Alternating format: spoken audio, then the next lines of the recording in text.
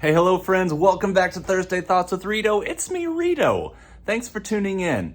So I think over the next several weeks, I'm going to do a line-by-line look at the Lord's Prayer. It's the prayer that Jesus taught his followers to pray. It's in Matthew chapter 6. And if you want to come with me on this journey, I would love it.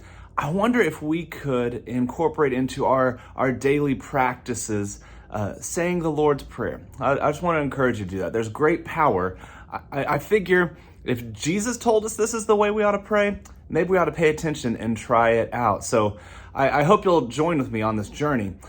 This section comes after Jesus has been kind of laying into the way other people pray, how they make a big show of it, or they use these many words to be super impressive, but they're missing the heart of God.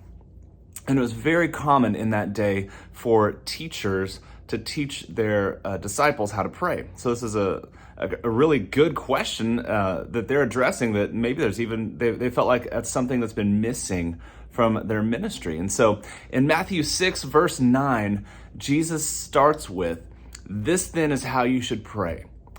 Our Father who art in heaven, hallowed be thy name," or hallowed be your name. I'll try to get out of the these and thys and thous. It immediately puts us into the position of a child relating to a father. And that is an important way that we enter into our relationship with God. We do not come in as equals, as people who deserve to be there. We come in a place of need and humility and dependence. And we'll come back to that idea of dependence in just a few weeks. God is our Father. He is in heaven. He is elsewhere.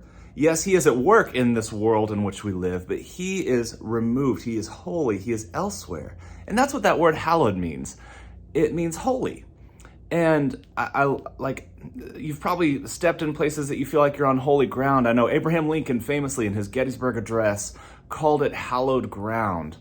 It's a holy place because of the sacrifice that was made there.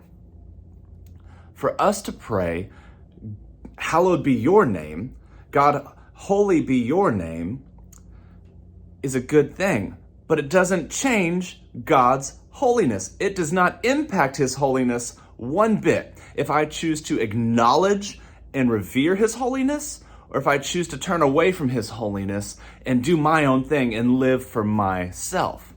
So why on earth would we pray this? Well, we really want God's name to be kept holy among us.